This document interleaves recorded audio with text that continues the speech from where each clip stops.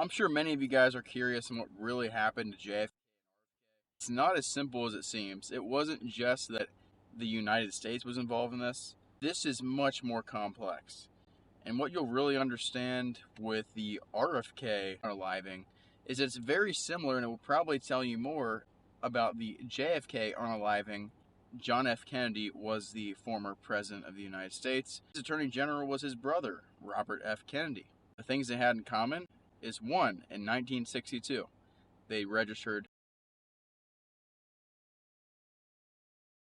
PAC as a foreign entity under FARA, which is the Foreign Agent Registration Act. This did not allow this lobby directly correlated with the country of Israel to be influencing our politics in America. It made them register as a foreign agent outside of the country. Unlike today, which is the modern day representation of that organization, doesn't have those limitations and is not registered as a foreign agent. Currently owns over 60% of the congressional seats in the United States. That's Republicans and Democrats alike. Fast forward 1 year later, in November 1963, when JFK was on the motorcade.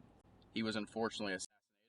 The official narrative was obviously everything but the truth, but they had to make it seem like it was based off of or somebody affiliated that was a rogue agent within a foreign country, but not the one that actually committed this atrocity and was actually behind this and had the greatest motives. The most salient reason that,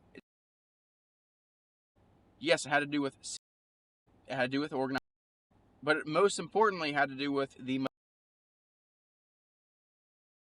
program, which was started in Dimona. At the time, Prime Minister Ben Gurion was subject to UN inspections by President John F. Kennedy. These UN inspections were postponed for the longest time. It got to a point where John F.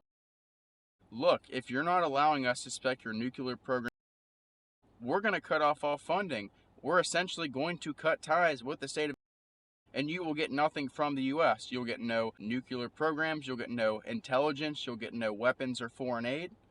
That'll be that. What will really tell you what happened is what occurred afterwards, and that was Lyndon B. Johnson, who allowed the AZ to function as a registered agent within the United States. Sure enough, the UN inspections were postponed and never happened to create their nuclear program, and there's no question that the U.S.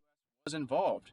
1965, a few years later, in New plant in Ohio, stole enough uranium from that plant individually to build 2 nuclear.